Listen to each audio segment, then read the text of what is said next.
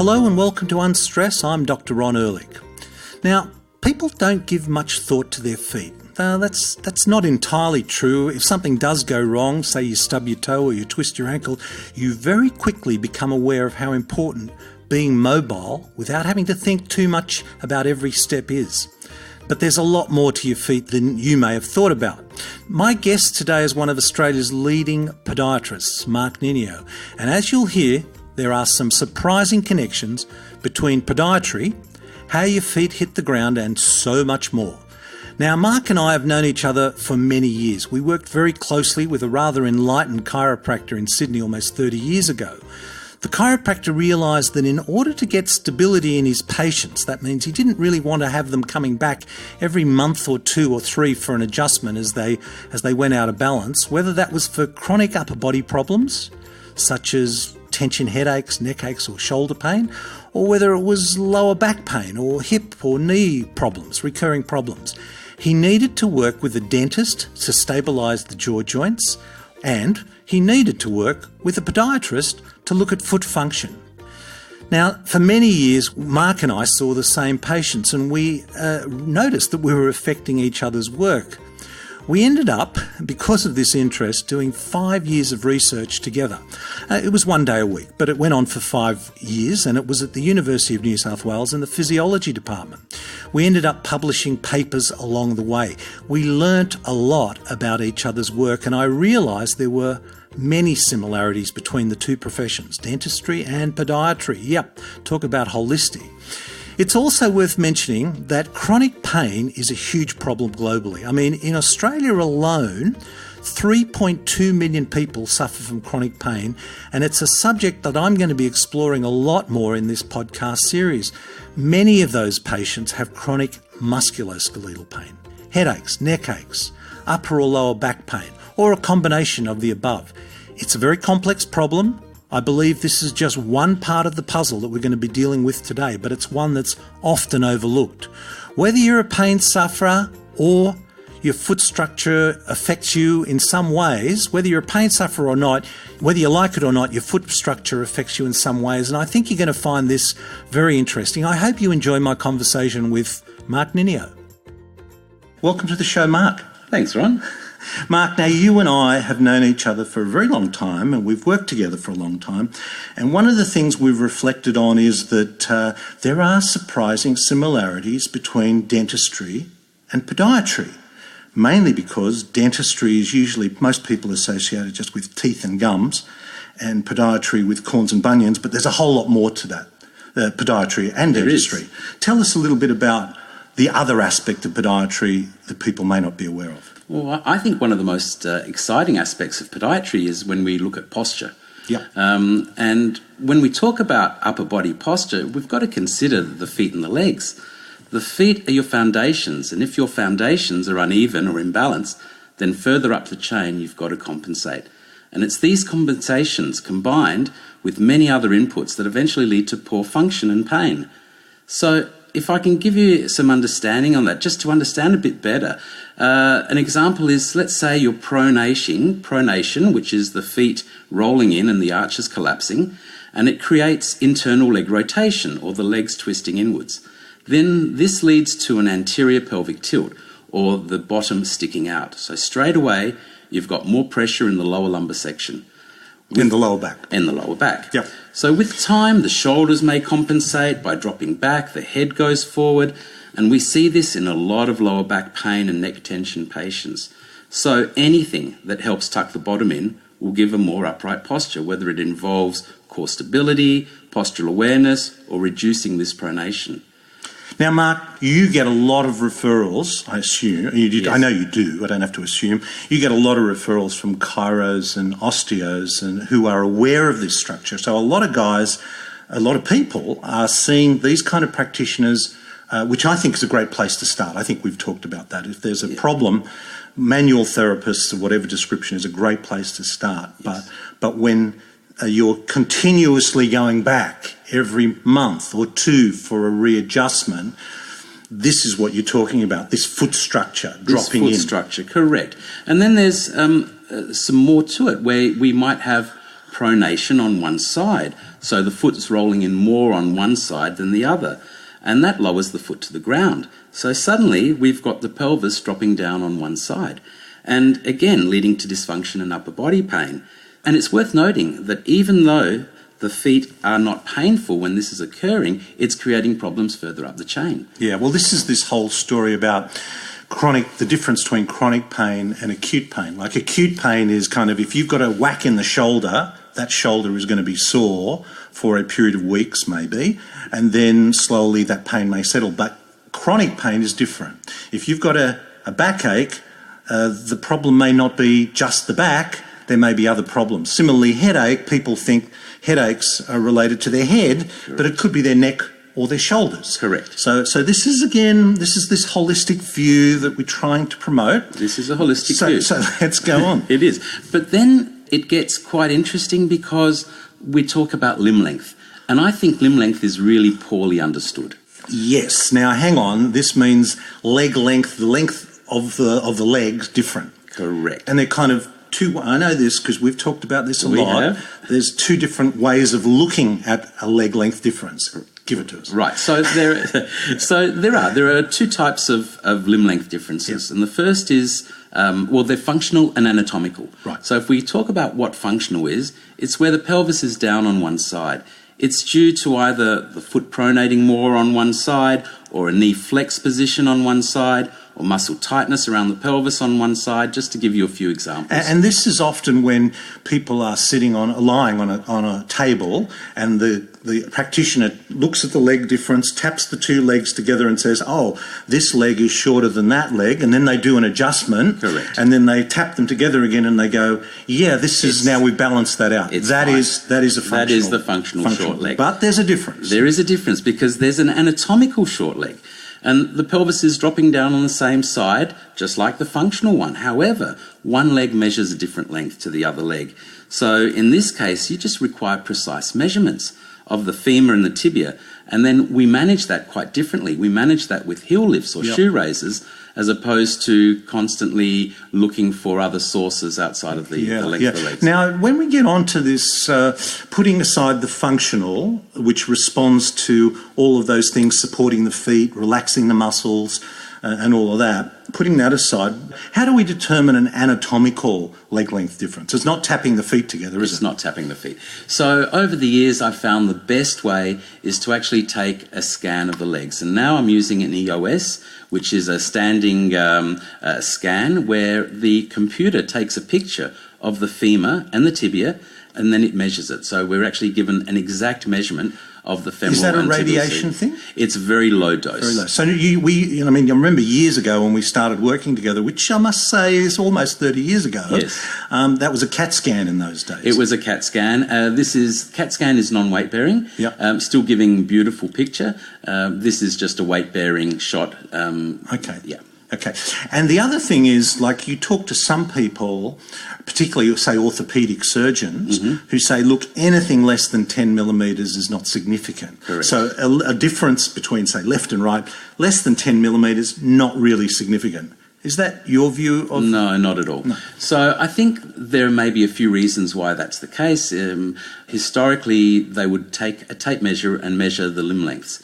And to take a tape measure and measure 3 or 4 millimetres of difference from one side to another is very difficult. I can't do it myself. You're measuring bone that's covered with skin, and it's very, very hard to get the landmarks. So I believe that in a patient that has pain, let's say headache, neck pain, 3 or 4 millimetres could be significant. Right. In a patient with no pain, then that could be a non-issue, total non-issue. Yeah, because, again, you're talking about chronic pain. So Correct. People with chronic backaches, it's a pretty big problem in our society. I mean, it costs literally billions of dollars. And I think I saw a statistic that like over 3 million people in Australia suffer from chronic pain at any one time, which is pretty enormous. That's a very big... And so people with the chronic pain who are being frustrated with their healing and are going for practitioners finding not a lot of help, or the help is transient, only lasts for a few days or even weeks, this kind of leg length difference of up to 3 to 4 millimetres can make a difference. It can make a difference. Yeah. And I actually don't believe that it makes a difference in the fact that you are physically moving the part up, 2-3 millimetres, because you can have variations in sock thickness and shoes worn down a bit on one side. But I believe that it's affecting more the nerve pathways. Right. The afferent nerve pathways, we're getting a change in function, and that's how it appears to work on the lower measurements. Yeah, because it's almost like when you're in chronic pain, there are those nerve pathways that establish this chronic pain pattern, and muscles compensate accordingly. So by lifting or altering foot structure, you're kind of changing that whole dynamic and letting it hopefully relax and reduce the pain. Great. So we've got functional leg length difference, which we've talked about, and we've got anatomical leg length difference. And then it's worth noting, Ron, that I probably see most of my patients with a combination of functional and anatomical. Yeah. So we've got pronation with the foot dropping in, and it could be either on both sides or one side. And we've got functional leg length differences and anatomical leg length differences. What else can go wrong? Well, I think it's probably important to understand what foot function is. Yes, let's talk about what's normal. And so it's there are 26 bones in the foot, 28 if you include the tibia and fibula, which help to make up the ankle joint. So that's a quarter of the human body's bones are found in the foot. There are 33 joints and more than 100 muscles, tendons and ligaments in the foot. So it's quite complex. And as podiatrists, we're usually focused on a few joints in the foot. We're focused on subtalar joint, which is supination and pronation. Well, now hang on. The subtalar joint is around the ankle. It's just underneath the ankle. Right. Correct. Okay. Just under the ankle joint. Okay. We're focused on the mid-tarsal joint, which has 2 axes, and this is in the midfoot, and on the first metatarsophalangeal joint, or the big toe joint. Okay, thank you. You almost lost me there. Now, this joint needs... So you're either talking about the back of the foot, the middle of the foot, or the front of the foot. Exactly. Yep. And this first metatarsophalangeal joint requires a certain amount of bend or dorsiflexion, just so we can push off. And the feet, remember, are the first part of the body to make ground contact. So if the foot is not working well, it creates an effect for other parts of the body to start compensating. Leads to dysfunction and ultimately pain. Yeah. So we require the foot to do a few things, Ron. We require it to absorb shock at heel contact. Yeah. We require that then to unlock the front of the foot so it can adapt to differences in terrain. We need a mobile adapter, and then we need the foot to lock up for propulsion. We need it to be a nice rigid lever as opposed to a loose bag of bones. Right. So that's what's going on through the gate. So what is involved in a podiatric assessment? I mean, what are you looking? You get people on a treadmill. Yeah. So what we do with a podiatric assessment is we go through range of motion and quality of motion of certain joints of the foot. I'll do a visual of limb length, and if I'm concerned, I'll definitely send people off for an EOS scan. That is measuring those leg measuring bones. the leg. Yeah. I want to know what the strength is like in the feet and certain muscle groups. I want to see what the ranges of motions are like in the knee joint, in the hip joint, and then I'll get them to stand up. I want to observe them. The feet pronating. Is one foot pronating more than the other? Are the hips level? Are the shoulders down? Is the head tilted to one side? I'll get them to stand on the side and see if the head's forward.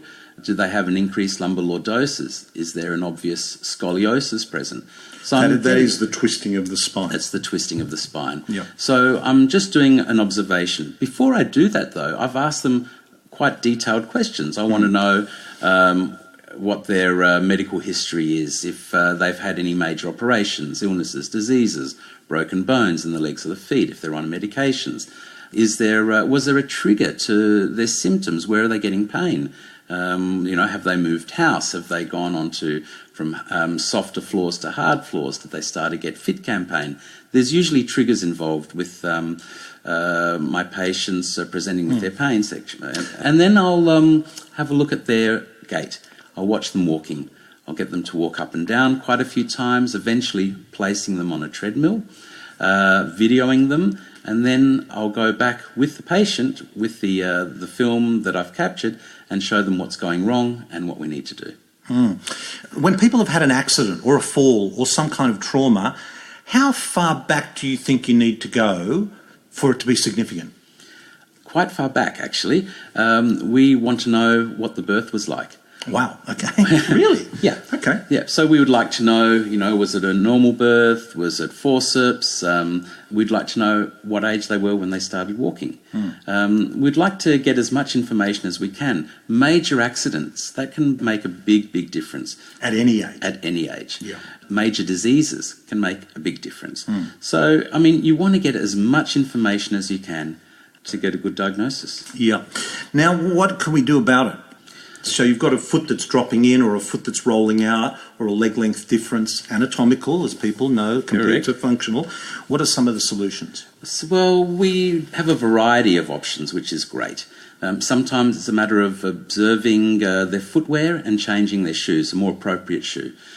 Sometimes it's changing their program. If they're in fitness, a Get Fit campaign, mixing it up, seeing what they're doing incorrectly. Looking at their posture. If they've got a short leg, we'll put in a raise. We'll start to change the way the pelvis functions.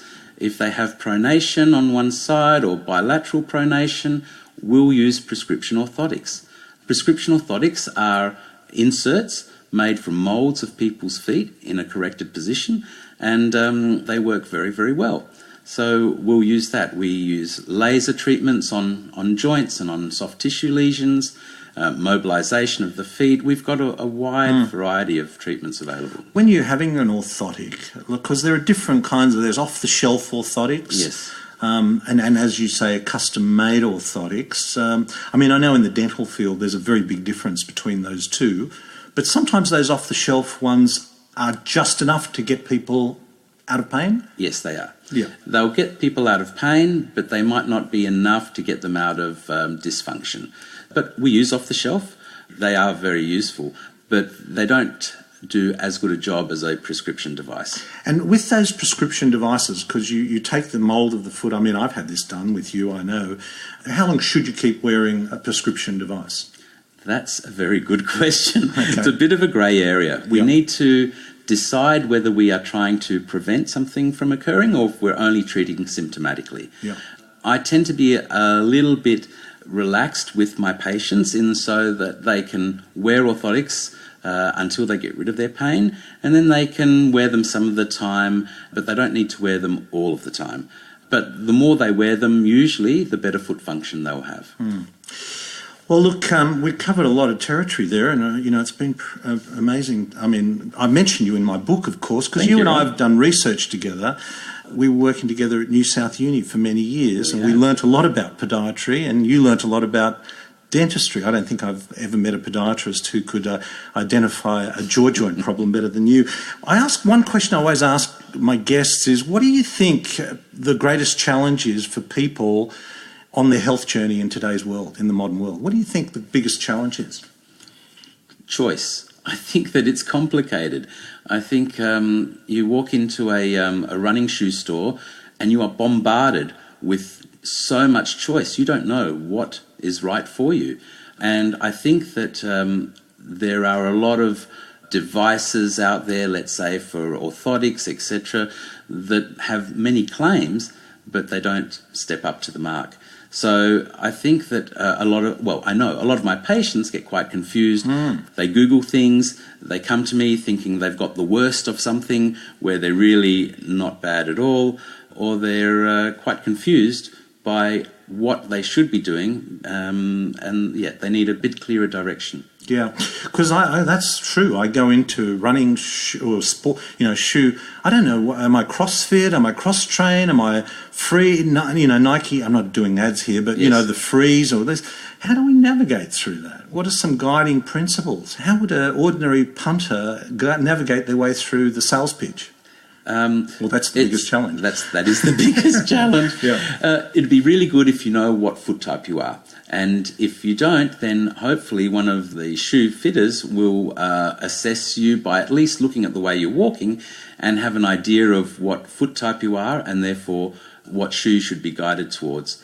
Also, they need to know what the shoe is for. So a running shoe is quite different from a cross-training shoe. and a good shoe fitter will guide you correctly. So when you say foot type, you mean, are you a pronator? Are you rolling in, rolling out? Rolling out, exactly. So they should be looking at the biomechanics. They should be looking at that. And then from that, say, that shoe's not as good for you as this shoe. Correct, because shoes are quite specific to foot types nowadays. And as a runner versus a crossfitter versus...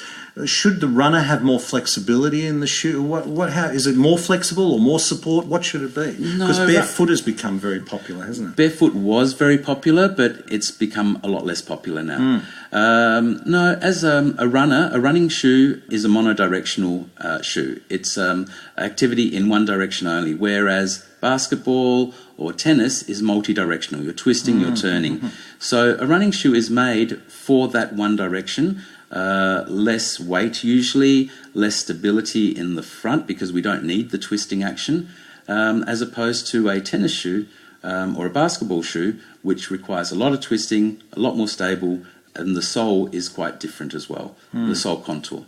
What about CrossFit? I mean, that's multi-directional too, I guess. CrossFit is multi-directional. But not to the same degree as tennis or basketball? Or different surfaces, but there's definitely a requirement in the shoe, especially if you're twisting and turning, that would be present in a tennis shoe or a cross trainer as well. And we mentioned barefoot being very popular and those vibrant, where you slip your feet into all those toes, and I've got a pair of those too. They reminded me of being a hobbit, but but what was the story there? Was that a good thing, do you think, from a podiatry biomechanical point of view? What do you think of those? I think what podiatrists learnt, we definitely learnt something from this, and that was that it's important to cross-train the foot. So we shouldn't just be stuck in a pair of shoes, a pair of orthotics. We need to get different inputs coming into the foot, and so a little bit of walking barefoot is good, a little bit of walking on grass, a bit of walking on the sand, walking in shoes, mixing it up is good. Now, I'm not suggesting that somebody that has a lot of pronation that needs correction should go for a long walk bare feet, because they'll come back with a lot of issues, a lot of problems, and won't be happy.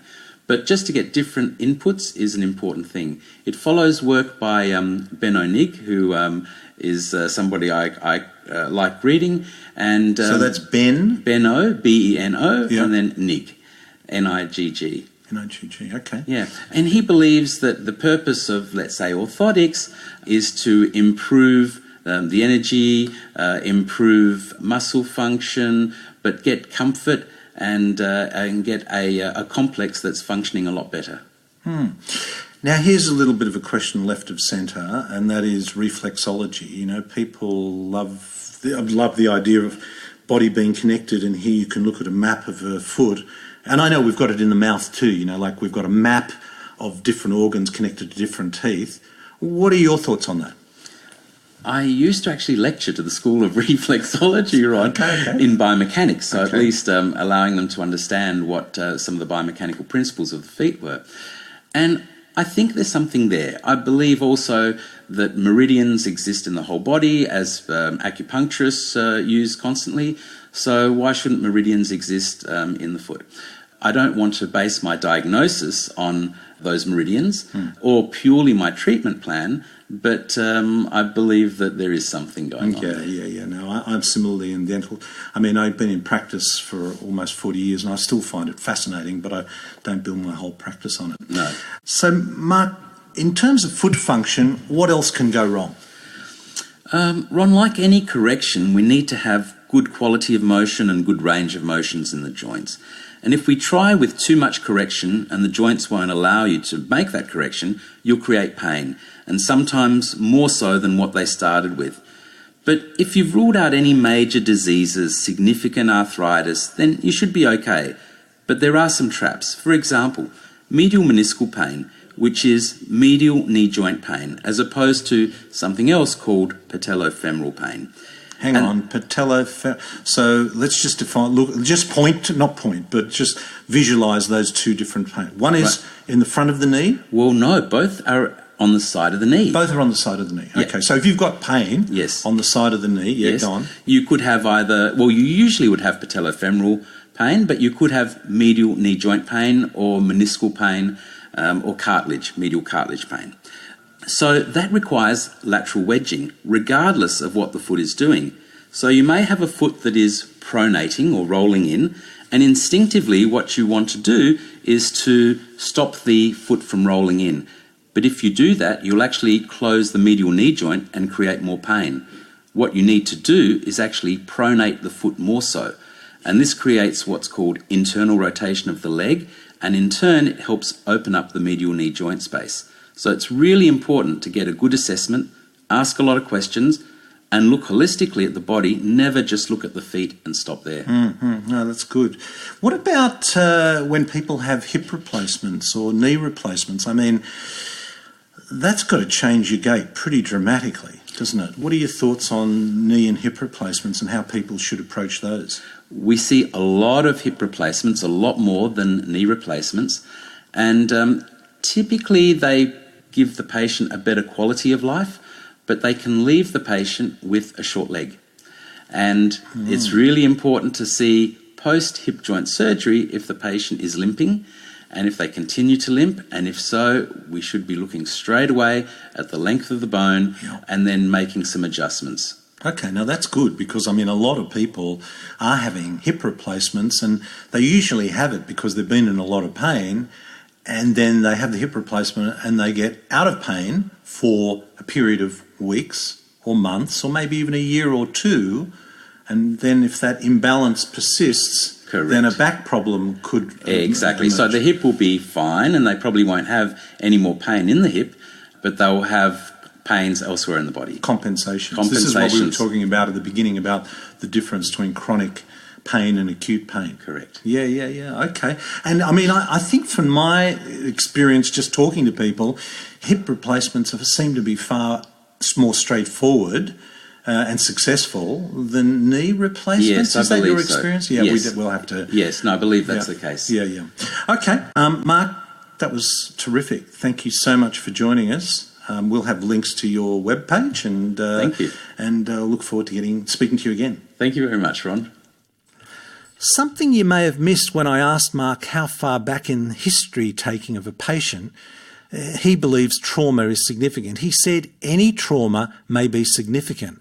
And that is a really important point that is often overlooked in what is often really frustrating chronic musculoskeletal pain problems. People are often in pain and they often have x-rays taken and MRIs and they're told things, it's not a problem and they just have to learn to live with it. Well, I don't believe they do. You see, soft tissue, now that means anything that's not bone. It means muscles, tendons, ligaments, joint capsules, or the actual attachment of the muscle to the bone has memory. And that memory can last a lifetime. And that memory is often associated with chronic inflammation at a microscopic level. So if you tear or damage any of those soft structures, they may never heal and you may still be in chronic pain. So this was really important, and these are some of the similarities between dentistry and podiatry, and that are that biomechanics of both are often overlooked. And when both are addressed and they're supported, they can actually facilitate healing of these soft tissue problems and a reduction, or even, dare I say, an elimination of chronic pain that has gone on for years. Look, there are other things that can help too, and we're going to talk about those in the upcoming podcast. A low inflammatory diet, meditation, manual therapies, chiro, osteo, physio, massage therapy, acupuncture, a lot of other stuff. But this is one part of that puzzle. So that was quite a lot to digest, but basically the way your feet hit the ground and then take off, whether your foot rolls in or out as you do that, and the difference between actual leg length differences can be a significant part of a problem. It can affect your posture, it can affect chronic pain. So I hope you enjoyed this week's episode. Until next week, this is Dr. Ron Ehrlich. Be well.